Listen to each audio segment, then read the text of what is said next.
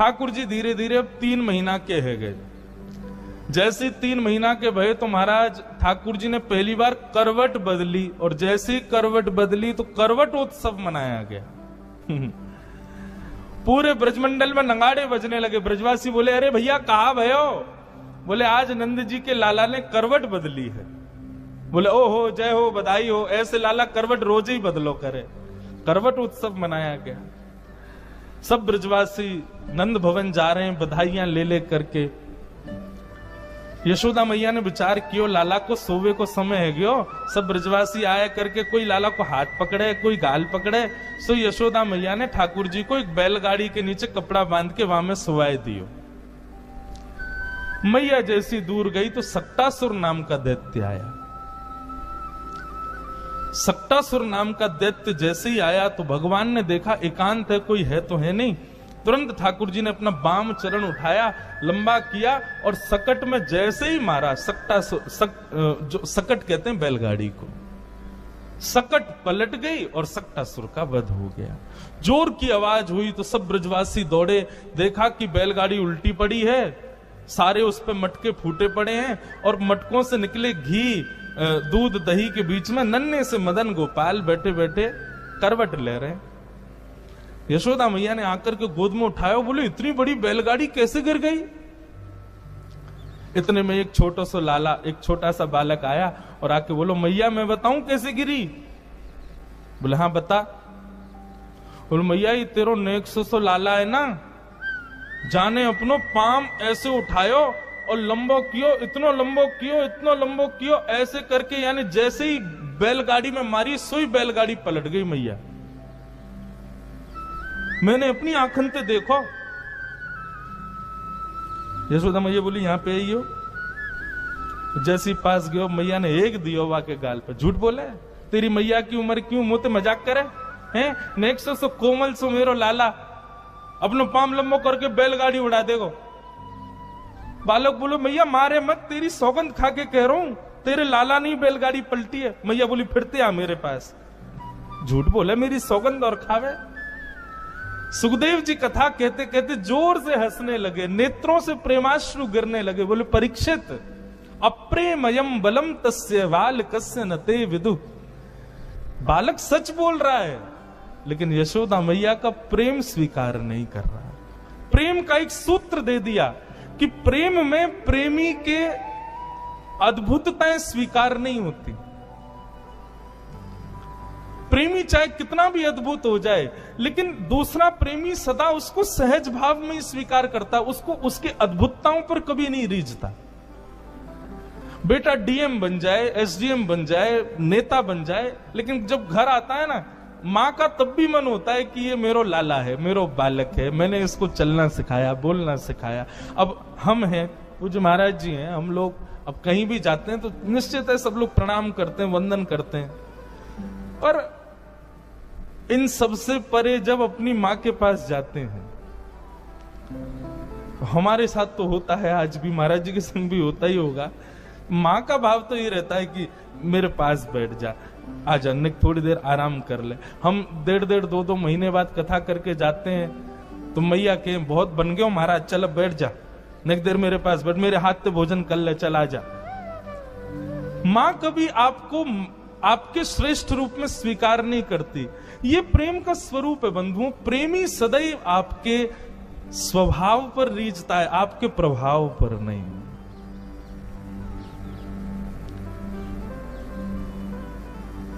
कई लोग पूछते हैं कि ब्रजवासियों से इतना प्रेम क्यों करते हैं ठाकुर जी? तो मन में यही भाव आता है कि क्योंकि ब्रजवासियों ने ठाकुर जी के प्रभाव को कभी स्वीकार ही नहीं किया। आज प्रसंग आएगा कथा में, ठाकुर जी ने 7 कोस लंबे चौड़े गिरिराज जी अपने बाम हस्त की कन्नी उंगली के नख पे धारण कर लिए। सब ब्रजवासी ने जाके अपनी अपनी छड़ी लगा दी। ठाकुर जी बोले, जे कहा कर रहे हो भैया? बोले, लाला हम छड़ी लगा रहे हैं, तू अपनी उंगली नीचे कर ले, गिरिराज जी को हम साध लेंगे। ठाकुर जी बोले, अच्छा 21 किलोमीटर लंबे चौड़े ऊंचे गिरिराज जी तुम्हारी छड़ी पर रुकेंगे? ब्रजवासी बोले, तो लाला तेरी नेक्सी सी उंगली पर टिक जाएंगे? बोले, मेरी उंगली पर ही टिक रहे हैं ये, तुम्हारी छड़ी पर ना टिक रहे। ब्रजवासी बोले चल चल बात मत बनावे लाला, तू उंगली नीचे कर ले, हमने छड़ी लगा दी, गिरिराज जी टिक गए। ठाकुर जी बोले अब तो विश्वास कर लो। बोले हमें विश्वास ना है लाला, ये तो हमारी छड़ी पे टिक रहे हैं। ठाकुर जी बोले तो हम अपनी उंगली हटा रहे हैं। बोले हटा ले। जैसे ही ठाकुर जी ने नेक उंगली नीचे करी, सोई महाराज विशाल गिरिराज जी महाराज नीचे आने लगे, सबकी छड़ियां टूटने लगी। अरे लाला संभाल संभाल संभाल। सोई ठाकुर जी पुनश्च खड़े हो गए। अब तो दूर दूर तक कोई सपोर्ट ही नहीं है, अकेले ठाकुर जी खड़े हैं। ब्रजवासी बोले लाला इस सांची में तेरी उंगली पर टिक रहे हैं। ठाकुर जी बोले हम बे ऐसे कैसे? ठाकुर जी बोले हम क्योंकि जय जय हैं, हम भगवान है या हमारे। ब्रजवासी बोले दोबारा बोलियो लाला कौन है? बोले जय जय भगवान। अच्छा जय जय, आपने ऐसा कौन सा काम किया जो आप जय जय हो? हमने पूतना मारी, अगासुर मारो, बकासुर मारो, धेनुकासुर मारो, आज गिरिराज जी उठा लिए, हम जय जय, तुम मानो ही ना हो कभी। ब्रजवासी बोले लाला सांची पूछे ना तो हमारे ब्रजमंडल को इतना प्रताप है कि यहाँ बिना भजन करवे वारो आवेगो तो अपने आप ही मर जाएगो। ये सब राक्षस बिना भजन वारे जैसे ब्रज में आए अपना आप ही मर गए। वो मरे मरायन में तेने हाथ लगा दी और यूं करो मैं जय जाऊं। ये पूतना अपने अपने भजन की सूक्ष्मता के कारण मरी, तेने नहीं मारी। ये तो हमारे ब्रज को प्रताप है। ठाकुर जी बोले धन्य है, इन ब्रजवासियों को प्रणाम है, इनके सामने मैं कितना भी प्रभाव दिखा दूं ये तब भी मुझको लाला ही समझेंगे। ठाकुर जी केवल इसी बात से रीझे हैं ब्रजवासियों से।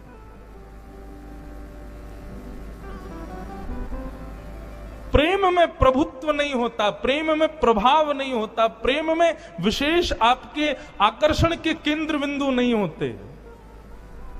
प्रेम में तो आप जैसे हो वैसे स्वीकार हो, और वो ब्रजवासियों ने दिया है ठाकुर जी को।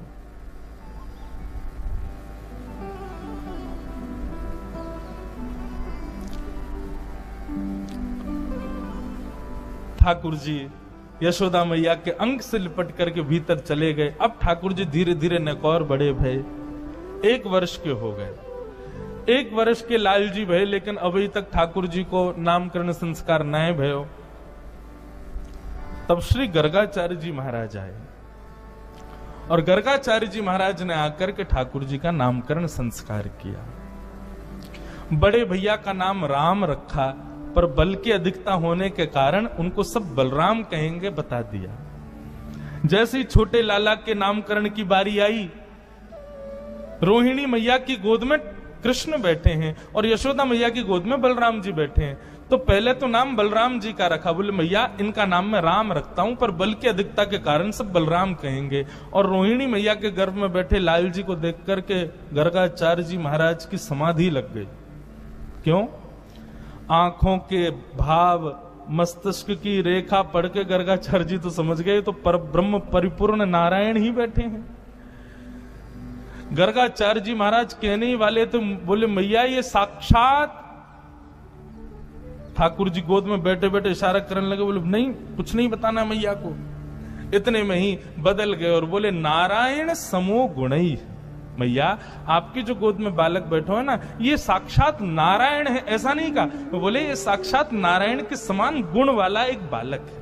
यदि अपने जीवन में कभी कोई श्रेष्ठ काम करे ना तो आप आश्चर्य मत करना, इसमें नारायण जैसे गुण हैं। ठाकुर जी मुस्कुराने लगे, बोले हाँ ये ठीक है।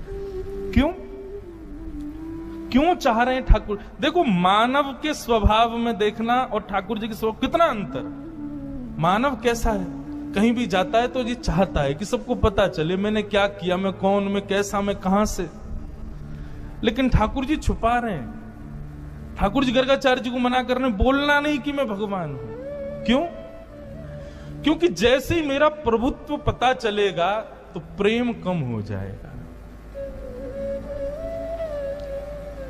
सोचो, विचार करो आप सब लोग, हम जिस भाव में प्रेम स्थापित करते हैं हम प्रभाव पर ही रीच के करते हैं। ठाकुर जी नहीं है ऐसे। आहा,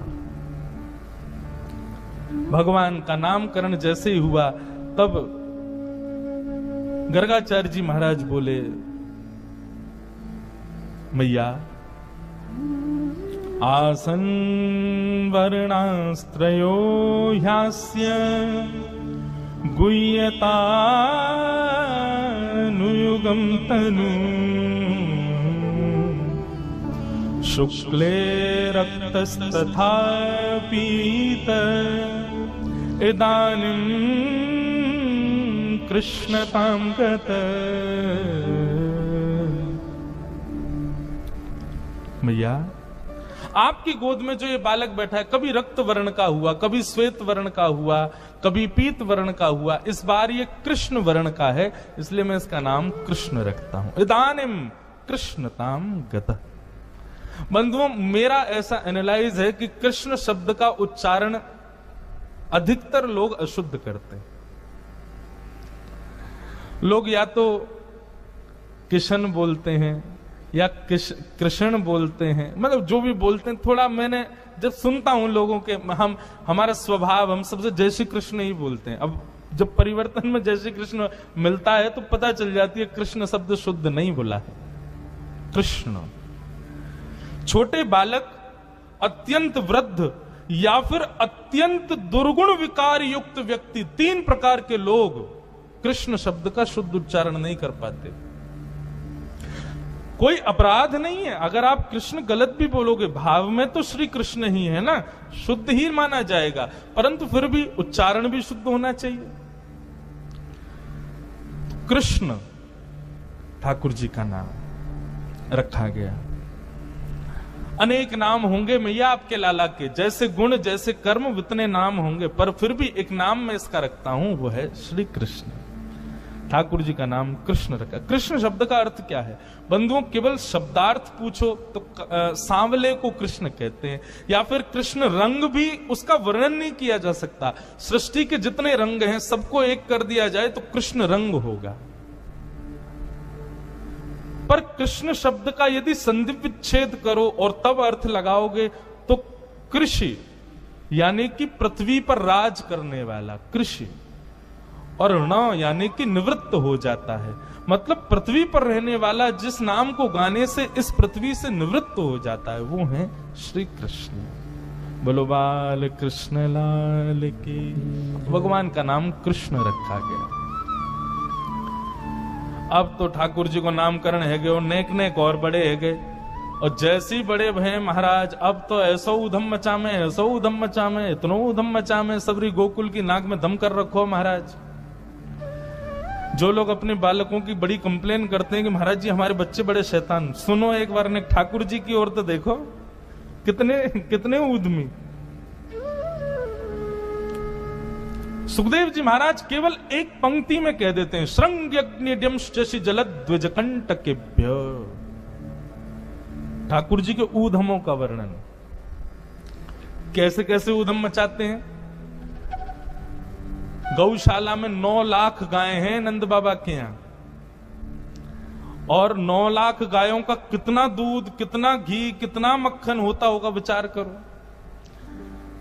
पूरा गोकुल भी यदि पान कर ले तो उसके बाद भी बचता तो होगा, तो बचे हुए घी का क्या करते हैं नंद बाबा? तो अपने 9 लाख गैयाओं के खुर और उनके सींगों में जाकर के उसका बढ़िया लेप लगाते हैं।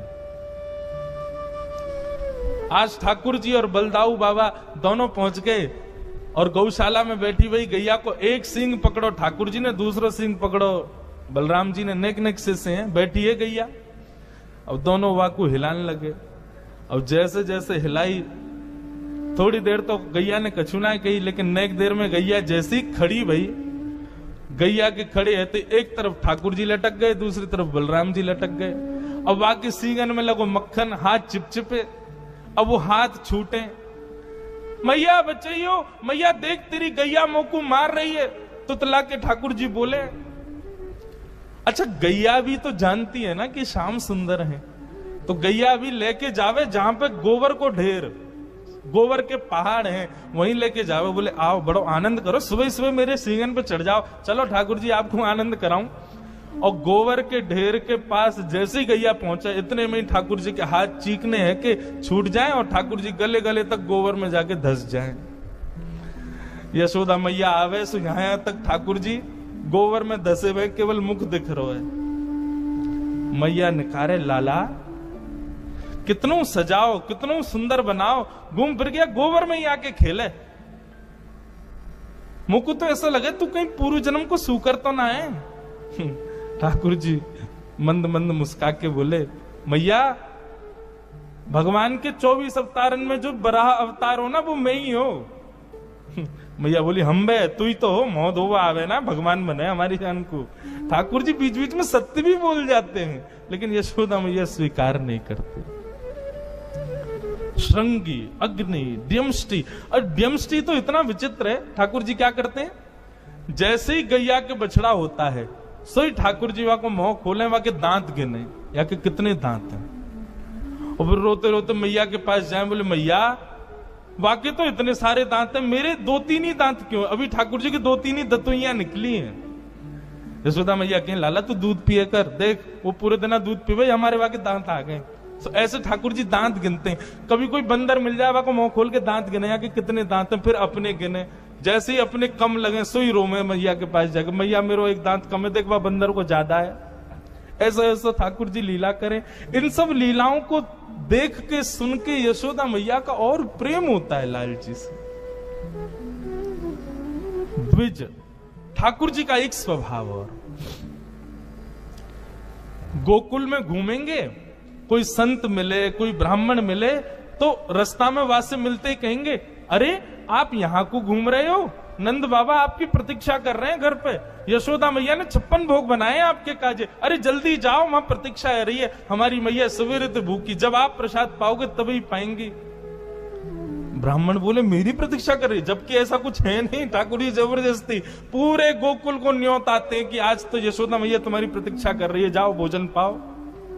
मतलब यशोदा मैया कहें, लाला मोए बता तो देकर तू कौन कौन को न्योतो दियावे, पूरे दिन यहाँ पे भीड़ लगी रे।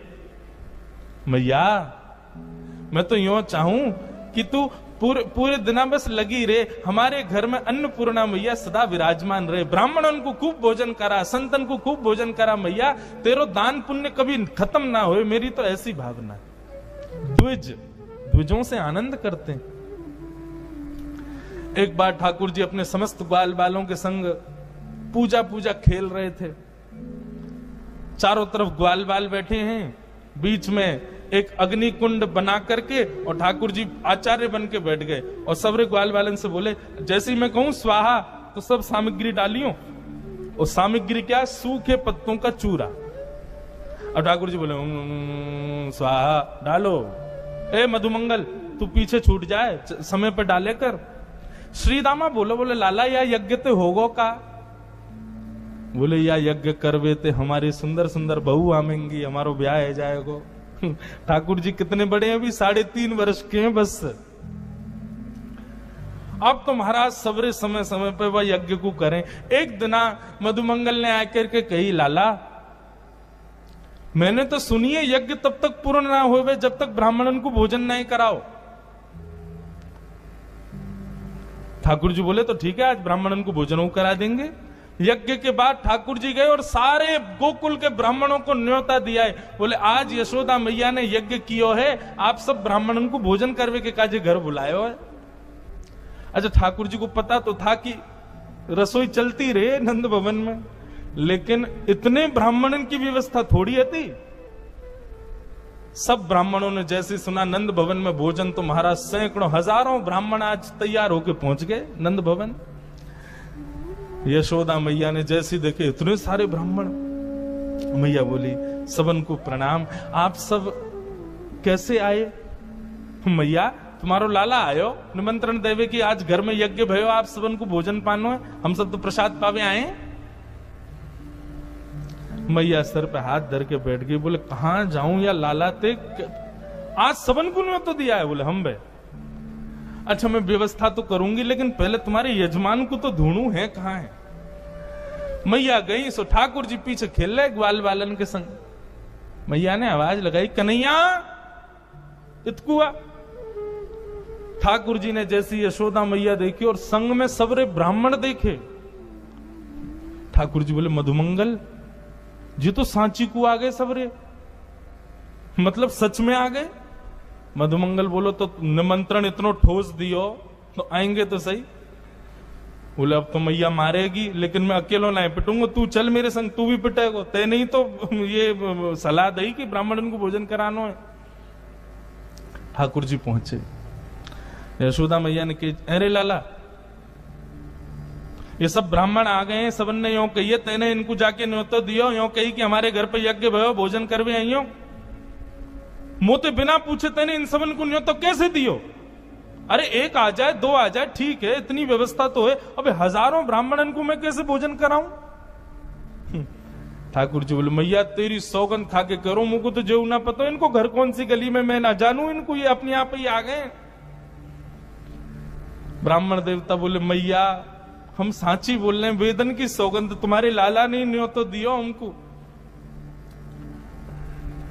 मैया ने पूछी, लाला अब तू बता कहा करूं? तो ठाकुर जी बड़ी सहज अटपटी वाणी बोल के कहते हैं, बोले मैया देख, हम पूजा पूजा खेल खेल रहे, वहां में मंत्र भी नहीं बोले गए, ब्राह्मण भी नहीं बुलाए गए, फिर भी हमारा यज्ञ है गयो, क्योंकि खेल खेल को यज्ञ हो ना मैया। अब खेल खेल को यज्ञ तो खेल खेल की प्रसादी। ये सब भी हाथ में दोना लेके कहते, हाँ भाई मोहन तार बहुत बढ़िया बनी है, देखो जलेबी तो बहुत ही स्वाद है, पूड़ी इनको स्वाद तो कहा कहूं, अरे आलू की सब्जी कितनी बढ़िया, खाली पत्तल लेके ये भी वहां में भाव ही रख लें, जैसे भाव से हमारी पूजा भाई वैसे भाव से इनको भोजन। सब ग्वाल बाल बोलो, बोल बाल कृष्ण लाल की जय, हमारे लाला की जय। देख लाला ने कितनी बढ़िया युक्ति बताई। यशोदा मैया को क्रोध भी आता है और फिर हंसी भी आती है ठाकुर जी के भाव पर।